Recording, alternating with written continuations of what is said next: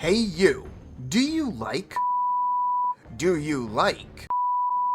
And most definitely, do you like?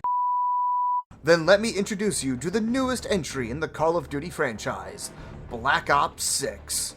Black Ops 6 is now the 21st game in the franchise, and is one that offers a mix of new gameplay additions, as well as a return to the classic style and others. Just a heads up, this review is going to be coming from the perspective of someone who is more of a PvE/casual gamer. So this review will be covering the Zombies mode and the Campaign mode. Plenty of other reviewers have covered the multiplayer, and frankly, I suck at it, so I don't think I would be the best voice to opinionate it. With that out of the way, please sit back and relax as the Cowboy reviews Black Ops 6.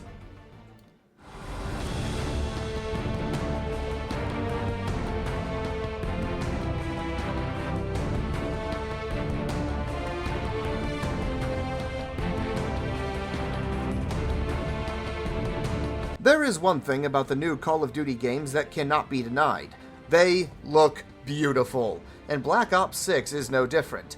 The character models, gun models, explosions, and environments are meticulously crafted and detailed to make one of the best pieces of digital eye candy out there.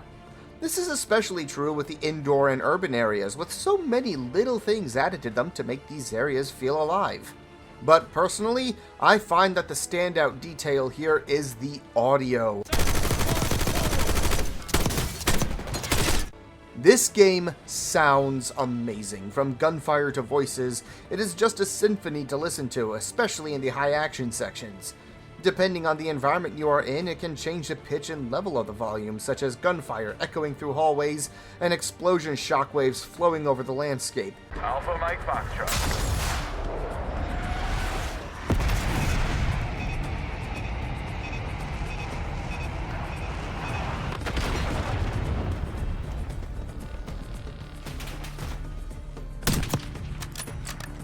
This honestly should be shown as an example on how to do game audio right.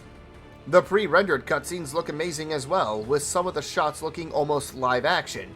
The motion capture on the actors is extremely well done as well, with every piece of movement broadcasted to the screen. However, this is where I started to notice some of the issues crop up. Whenever I was loading into a mission, the scenes stuttered like crazy, sometimes to the point of freezing up completely for a few seconds. This was not just a few times either. This happened every single time. It pulled me from getting invested when it did happen as well. It just made me frustrated. This was not the only issue I had either. A few times I had the characters' voices desync, causing bizarre lines like this. Seriously? You'd never pass An interpreter. for Delta. Wasting my time. You don't even speak Arabic. And once I had a moment where the map decided to not load in for a second, making it look like I am stepping into the void. Finally, the detail pop-in was incredibly bad in some areas, making everything look like it was made from clay for up to 30 seconds before it all loaded in. Even with all these issues, however, there is no denying that this game is a graphical and audio marvel, and I highly recommend you turn on surround sound for your headphones if you can. You will not be disappointed.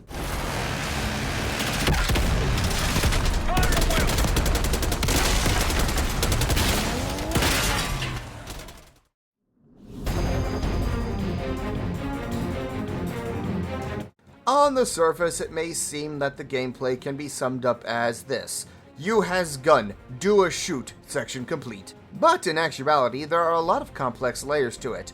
This is the first new Call of Duty that I have played, and I must say that the way the gunplay here feels is fantastic.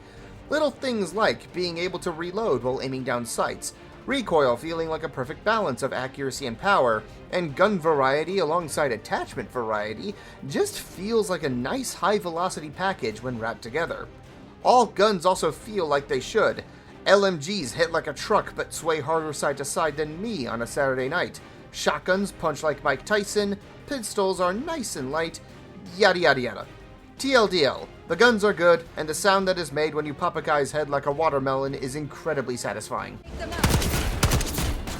Adding on to the smooth gunplay is the addition of omnidirectional movement.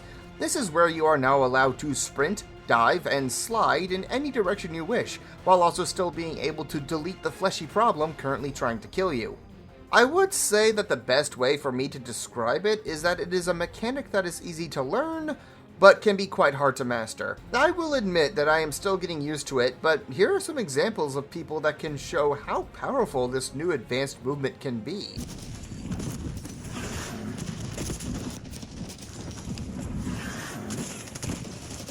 I still need to get much better at it, but I do think it is a nice addition. Not really much else to say on it. One thing I really like is the use of the armor system. You can pick up and shove these plates of metal into yourself to give you a defensive buff, but it is not strong enough to allow you just to stand out in the open like Master Chief.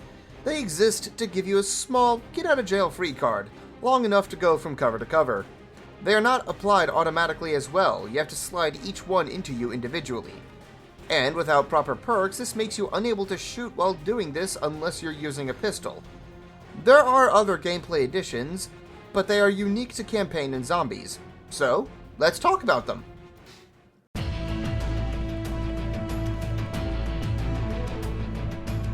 I will not lie, at first, I had quite low expectations for the campaign.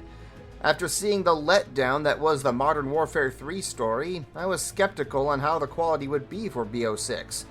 And in the beginning, it did feel like it would be meh at best. But in the end, I was quite pleasantly surprised. This was actually quite a fun FPS campaign, with a great mix of interesting gameplay, varied environments, fun characters, and neat plot twists that kept me invested the whole way through. Black Ops 6 story revolves around hunting down a mysterious organization known as Pantheon, a multinational paramilitary group with ties across the world, and with the story being set in 1991, you have the world looking at both the aftermath of the fall of the Berlin Wall, as well as the onset of Desert Storm. I do not want to get into too much detail here, as this is the non-spoiler section, but just know that the story is overall good, but for me, it just had a rather slow start. The gameplay here is the king, with my personal favorite thing about it being the equipment wheel. This is a quick access wheel that allows you to switch lethal and non-lethal equipment, as well as powerful call-in abilities on the fly, so you can adapt to situations almost immediately.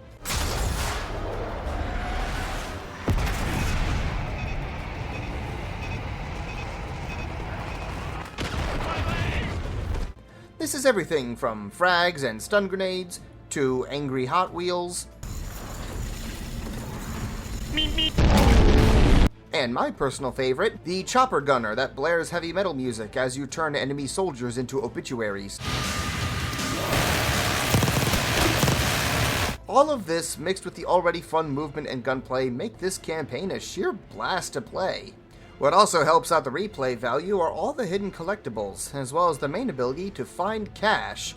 You see, this campaign is a hub area you constantly return to that you can upgrade, as well as purchase perks for yourself, with cash that you find on missions.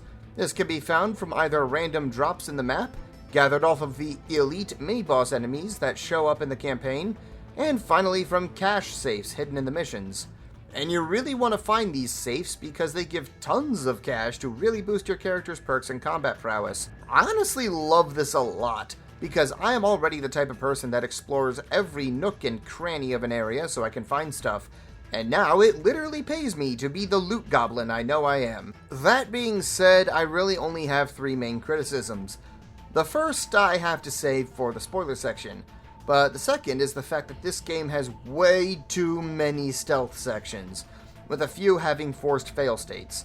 I'm okay with sections that have the option of stealth, but making it a requirement just irks me when some guy tossing his meat in the corner that I did not notice spots me and forces a reset.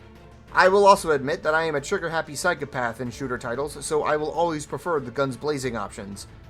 The third issue was the aforementioned slow start for me, but the skyrocket in quality a little before the halfway point makes getting through the beginning totally worth it.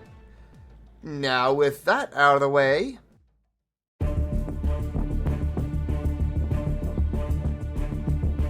alrighty, with the warning cleared, this campaign gets weird, but in a good way. The first mission did not get me hooked immediately, throwing in a new threat called Pantheon that seemingly came out of nowhere. It at first felt like they just added another multinational terrorist group who we could mow down like grass with no feeling of guilt whatsoever. It also did not help that they did not even have a face to tie them to like other Call of Duty enemy factions right from the start. The next missions didn't do that much for me either, with the only highlight being the shootout in DC's Capitol Station during a Governor Bill Clinton event. And riding out of the building on USA-painted motorcycles with cars exploding all around you did make my chaos-loving brain cell happy. Ever do anything like this before? No, but I don't see any better options and I'm running out of bullets. Get ready!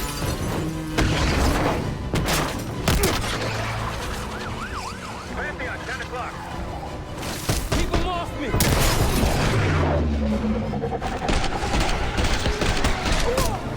Juggling back around now. Then came the mission Hunting Season, an open-world sandbox mission with multiple objectives to accomplish across a vast desert filled with Iraqi troops. And it is personally my least favorite mission in the campaign. I just really think that Call of Duty missions are done best when they are just more linear. The main problem I have is that the AI seems to get lobotomized when slapped on a giant map.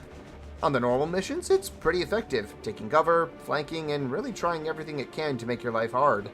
But here, it just seems to forget what cover it is and just really seems to want to die.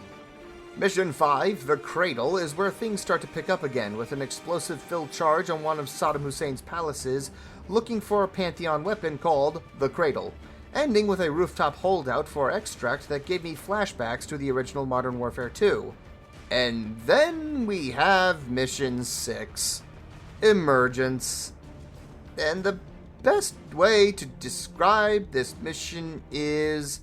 What the f*** is going on? Why am I fighting zombies now? What's with the Weeping Angel mannequins? Why are the Borg here? Ah! Yeah, this mission is straight bonkers, and is where everything starts to get explained, and immediately begins elevating the story and the campaign overall. You see, you just ingested the Cradle, a psychochemical weapon designed with the intention of creating the ultimate soldier, and you, the player character named Case, were the original test subject for the weapon until you went cuckoo for Cocoa Puffs and wrecked the entire facility. Alongside this, it is revealed that the Pantheon is actually a super top secret branch of the CIA that specialized in biochemical warfare, but was shut down because they went too far. This caused them to go rogue and become their own entity, with as of yet unknown goals for the United States. Once you are rescued and no longer tripping balls off of the angry seizure gas, the campaign just hits the accelerator and does not stop. We have a major casino heist mission ending in a giant shootout in front of the casino vault, a near constant firefight in a Kuwaiti airport including driving a stolen tank through it,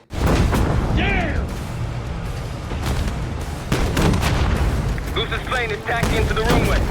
and then a raid on a Pantheon base where even more things are made clear. It turns out that the woman known as Jane Harrow, who was supposed to be on your side, is actually a major agent for the Pantheon, as well as the mastermind for the main plan. In the end, after capturing Jane and using a truth serum on her, you bounce back and forth between defending the hub area from an absolutely insane Pantheon assault and an Inception-level mind screw of a mission going through Jane's mind to find out the plan. It is eventually revealed that the Pantheon's plan is to release the Cradle gas in DC, and then blame the attack as a failure by the current head of the CIA, giving reason for him to be fired and the Pantheon stepping into the position with the end goal of world control. She eventually tries to escape, but Case, aka you, decides that a biowarfare attack is cringe and kills Jane to prevent the attack. The campaign finally ends with your team basically being told to become the A-Team and beat the shit out of Pantheon in secret, with a quick teaser showing that they still have a mole in the CIA. I am sure I missed a few details, but overall the story of Black Ops 6 ended up actually being pretty good, with the only blemish still being the villains, and for me, the mission hunting season. Even in the end, Pantheon just felt like a generic bad guy faction seeking world domination, and Jane Harrow was only okay at best for me as a villain, even with her reasonings being revealed. Still, I had a wonderful time playing it, and I look forward to seeing what you thought of the story in the comments.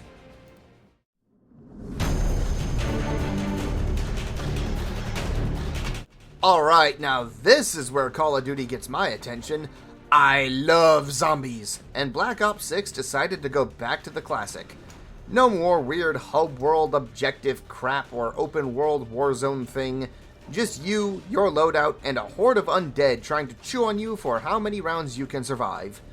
And it feels great. This section is actually going to be pretty short because the mode is just done right here. It is good old classic zombies. You get dropped on a map, either solo or with 3 others, with a series of objectives to accomplish while holding off zombies and opening up more of the playing field. There is an exfiltration option that shows up on occasion, but I honestly just enjoy staying on the ground and seeing how many rounds I can go before I die. Good old simple fun.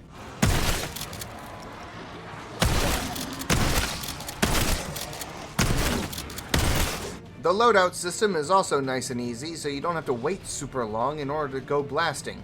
You have your primary, melee, throwables, field upgrade, and the good old gobblegums. The maps are nice as well, with their own themes and stories, several paths to unlock, Easter eggs to find, and many strategies to use in order to survive. This was where one of the 2 downsides showed up though.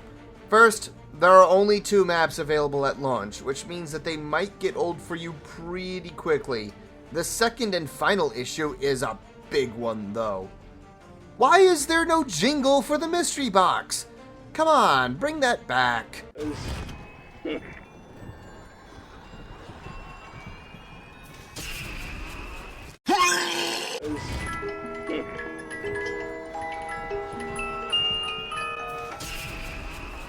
Okay, in all seriousness, the lack of map variety at launch is really the only thing that irks me, because the rest of the mode is just really fun to play.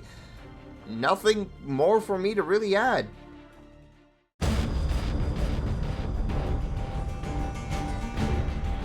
It honestly feels good to start off with little to no expectations for a game, yet be happily surprised. Even with setting the multiplayer aside, the campaign and zombies modes by themselves make this game worth it to play. It is available on Game Pass, and if you want to buy it, I would still wait for a sale or something. That is not a swipe at the game specifically, I just think that the base price of a new game these days being $70 is dumber than trying to lick a lamp socket. My final rating for this game from a casual/PvE player's perspective is a solid 7.5 out of 10. A fun campaign that has some fantastic set pieces and story beats, especially in the second half, combined with a great return to the classic flavor of COD Zombies, make Black Ops 6 a fun game to play. The things holding it back for me were a series of technical issues, as well as the slow start and boring villain faction in the campaign. Black Ops 6 was good enough for me, however, that I am actually looking forward to where the story of Woods and the gang goes. And overall, I'm looking forward to what Call of Duty brings next. Don't screw up Modern Warfare 4. Thank you so much for watching. I hope you enjoyed this video.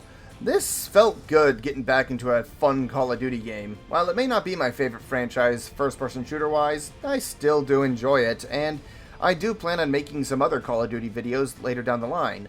But the next video coming up is one that I know a few people are going to be looking forward to, and that is the first episode of The Cowboy Has Never Played, which is going to be on Cyberpunk 2077. I'm actually looking forward to just playing the game as well as making the video on it. Until then, though, y'all are awesome, y'all stay awesome, y'all have a good one. Bye.